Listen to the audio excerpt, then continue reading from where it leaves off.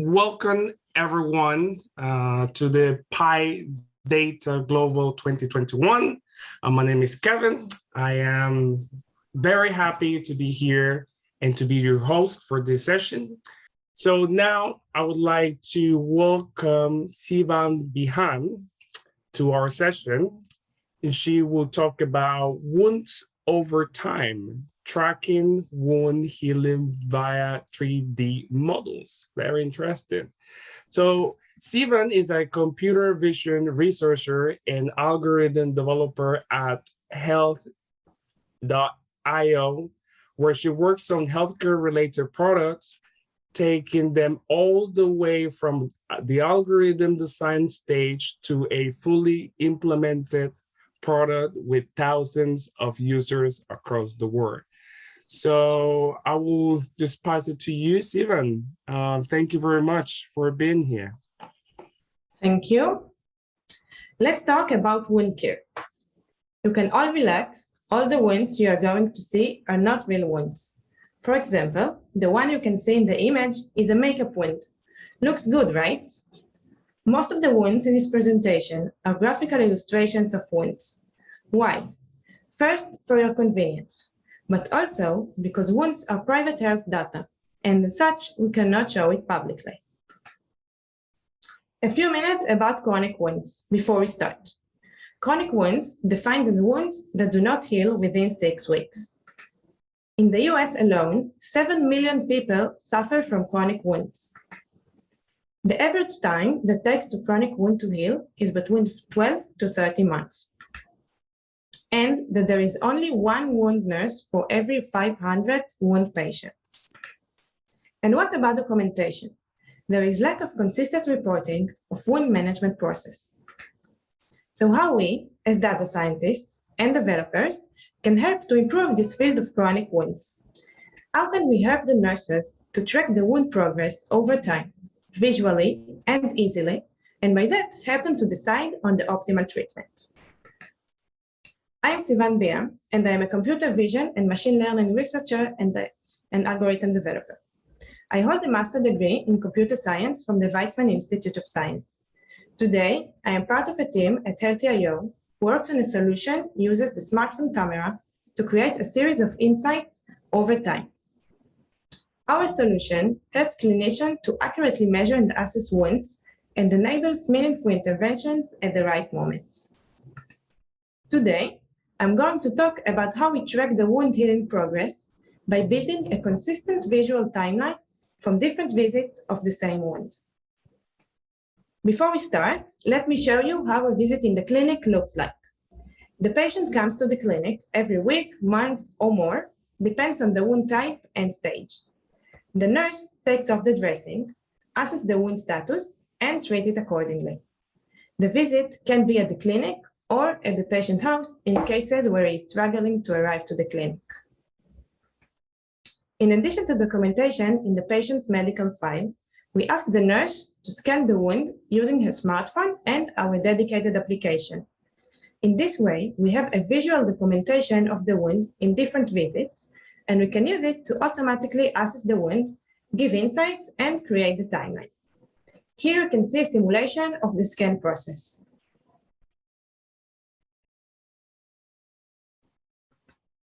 Let's see an example to a timeline.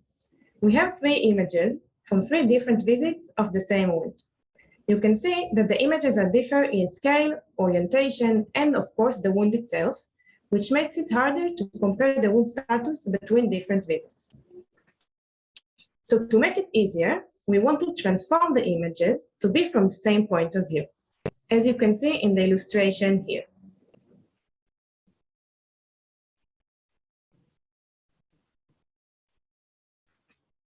And this is our timeline after the transformation, where the images are shown from the same point of view.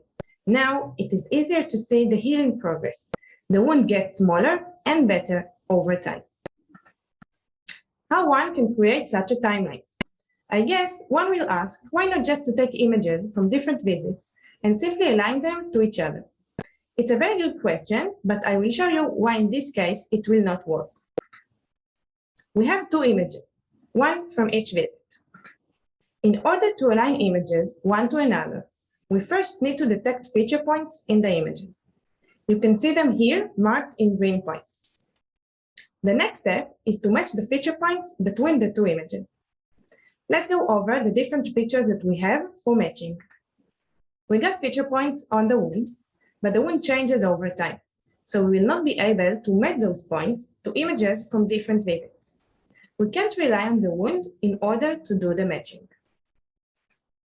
We got feature points on the background of the image, but as you can see, the background is different in different visits. One visit might be at the home of the patient, and the other visit at the clinic.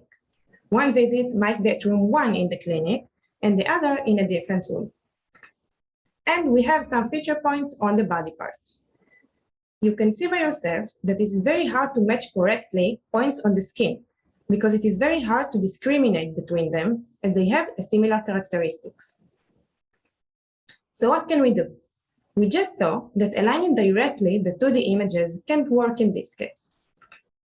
Why not to use 3D models? From this part until the end of this talk, I will describe our process and pipeline towards a consistent visual timeline for tracking wound healing progress. This is the overall process of creating a consistent timeline using 3D models. The process consists of 3 stages and works under the assumption of rigid body. Although the wound and the background is changing between the visits, the overall body structure stays the same. This way, our registration problem and this entire process does not rely on the wound, but only on the body parts. But before we start, let's talk about the inputs to the pipeline. The input to our pipeline is information about 2 visits. One visit is what we call the reference visit. This is the visit that we want to align all other visits into. The other visit is just a new visit of the patient. For the reference visit, we get as input a reference video consists of a scene containing the wound and a reference image from this visit. The reference image is the one that all other images from other visits will be aligned to. For the new visit, we get a video consists of a scene containing the wound. Given the reference frame and the 2 videos, reference and new visit, our goal is to find a new image from the new video to add to our timeline. We want to find an image such that when we align it to the reference image, we will get minimum distortion. Let's overview the stages in the process, and then I will elaborate more on each one. The first stage in the process is creating 3D model. As we said, the background is different between different visits. Therefore, we want to create a 3D model, a point cloud, with only the body part and without the background. Next, aligning the 3D models one to another. And last, go back to the 2D images. Choose an image to represent the new visit and align it to match the reference frame. Let's start. As we just said, the first stage is creating a background-free 3D model. How? First, extract the frames from the video. Then, as I mentioned before, we want to build a background-free point cloud. To do this, we have a body part segmentation neural network. We pass a frame in the network, and using the output segmentation, we filter out the background from the image. This is done for all the extracted frames. Now, all we have left is to build the 3D model, given the background-free 2D images. How we can do that? As it's not the main focus of this talk, I will explain it briefly and in high level. You are more than welcome to read more about it. In order to create a 3D model of a scene, we need to have several images of the scene from different angles with some overlap between them. Then, the first step is to extract feature points from each image. You can see here in white. The following step is to match them between different images. Each matching pair of points are now represented in a different color. So now what happens?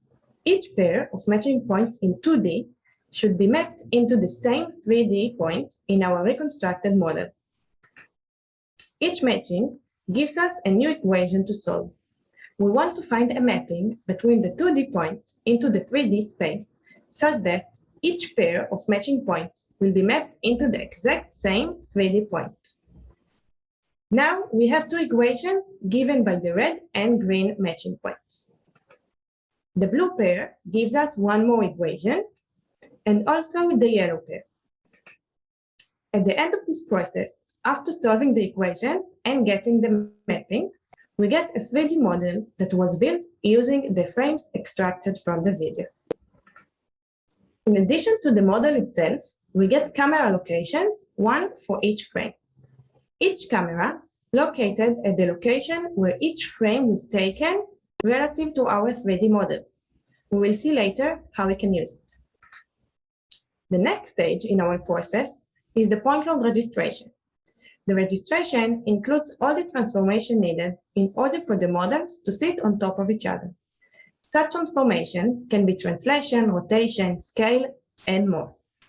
We use prior knowledge that we have regarding the wounds and the models in order to relax the registration problem. One of the common techniques of aligning 3D point cloud is called iterative closest points, or in short, ICP. It has many variants, but I will show you the basic algorithm. The input to the ICP algorithm is 2 point clouds, P and Q. This is an iterative algorithm, which at each iteration does the following. For each point in P, find the closest point in Q. You can use any distance metric that works for you. Then, calculate the best transformation for this correspondence. And last, transform P towards Q. The ICP is a great algorithm, but it has a big disadvantage, which is step number 2. In order to converge and to converge the correct location, the ICP algorithm needs to start from a good initial guess. Lucky us, we have a prior about the wound that we can use in order to achieve the good initial guess. The prior that we have, or more precisely, we can calculate, is the wound segmentation. Using a convolutional neural network, we can get a contour of the wound boundaries. Now, we can take the segmentation that was calculated on a specific image. Of course, we can do it for each image we would like. Use its corresponding camera that we saw before and project it into our 3D model. This process of projecting the segmentation into the 3D model is done for both the reference visit model and the new visit model. One transformation that we can achieve using the segmentation is translation.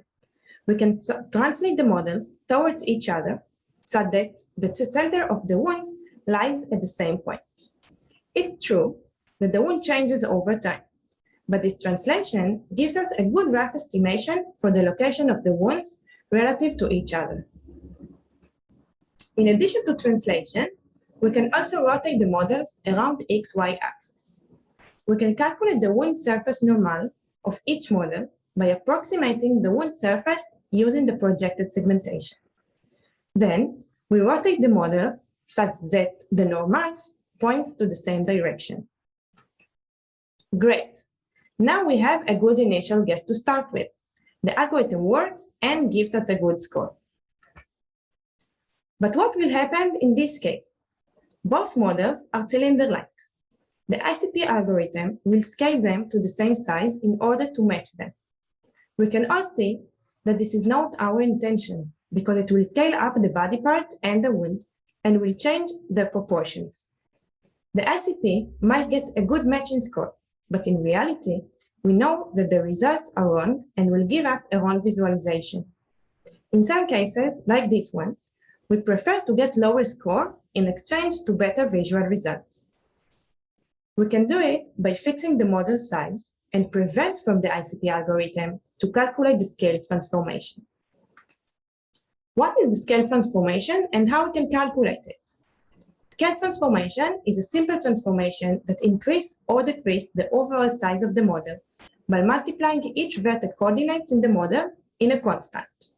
Multiplying by a number smaller than 1 will shrink the model, while a number bigger than 1 will expand the model. In our case, we want the models to be at the exact same size. For example, each toe will be at the exact same size of the corresponding toe in the other model. We do it using the calibration stickers you can see here in the right. All calibration stickers have the exact same size in the real world. By using it, projecting it to the 3D models, and scaling it to be at the exact same size, we can be sure that both models are on the same proportions relative to the real-world proportions. When we let the ICP algorithm to estimate the scale as part of its optimization, it will result in good matching score, but wrong visual result. We will not be able to use it in order to build our timeline. The wound size will not be consistent and truthful. But if we will calculate the real scale a priori, scale it up or down the models to match each other, and only then we will use the ICP, we will be able to get the results we want. The matching score might be lower, but the registration will be correct and match the real-world thing the model represents. The last and most important part in our pipeline is the 2D image registration. How to choose a representative image from the new visit video. We have two aligned point clouds. For simplicity, red and blue point clouds. We also have a set of camera locations for each point cloud, and the camera of the reference visit that corresponds to the reference frame. We will project back the segmentation from the 3D model into the 2D reference frame, and into each one of the frames extracted from the new video, each frame with its corresponding camera. Now we have the exact same 3D points projected into different 2D image. What does it give us? It gives us correspondence between points, between the reference frame and each frame from the new visit video. Using this correspondence, we are able to calculate the homography transformation that relates to those two images. 2 minutes about homography. Homography transformation relates two images with planar objects. More mathematically, the homography transformation is represented by a 3x3 matrix that can be decomposed into multiplication of 3 transformations. The similarity transformation, rotation, translation, reflection, and scale. The similarity transformation does not distort the image, and therefore not relevant for us in this case. The affine transformation that preserves line and parallelism, but not necessarily distances and angles. This transformation does distort the image. It converts rectangles into parallelograms. And the projective transformation does not preserve parallelism. This transformation also distorts the image. It converts rectangles into trapezoids. Our goal is to find an image that will result in minimum distortion after applying the homography. Therefore, we are interested in finding the homography with the minimum effect of the affine and projective parts. We have a set of homographies between the reference frame and each frame I in the new video, as we saw in the previous slides. And we want to find the item I from this set, which is affine and projective components are closest to identity, meaning they have the smallest impact relative to the others in the set. This item I corresponds to the eyes camera in our new visit model, which corresponds to the eyes frame in our new visit video, which is the best image we can choose to use in our timeline.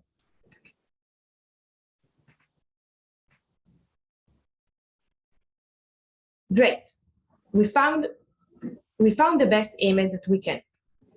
We just found what is the representative image of the new visit by finding the homography with the smallest affine and projective components. All we have to do is to apply the homography transformation on this image and get this image aligned to the reference frame. To summarize all the process we just saw, we have 3 stages: creating a background-free point cloud, align the point clouds one to the other, and come back to the 2D images. Use homography to find the best frame from the new video, the one that will result in minimal image distortion after applying the homography. We extracted frames from the videos, removed the background, created 3D models, aligned them to each other, choose a new frame, and align it to the reference frame. The proposed application uniquely combines neural network-based image segmentation and algorithm for 3D point cloud registration to create a unique visualization for video-based medical imaging.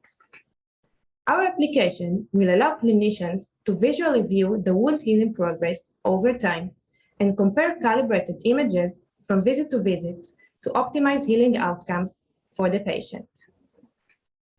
Thank you for listening. You can reach me at my LinkedIn and my mail, and feel free to visit in my blog and personal website.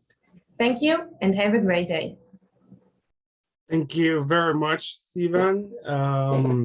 It was a really interesting application. So let's take a couple of questions. I saw one question from Srinivas from Houston, Texas.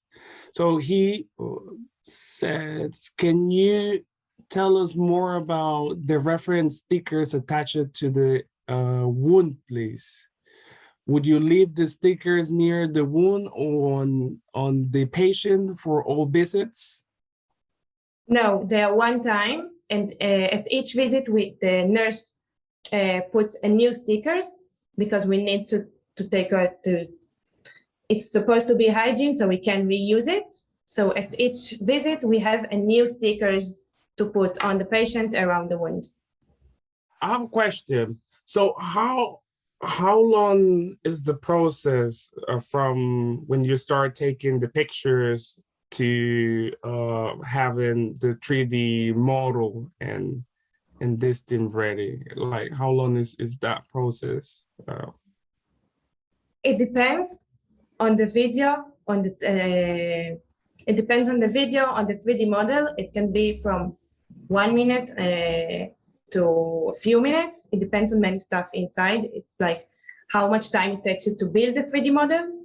So we have several approaches. So some of them takes a few minutes, some of them can take really less.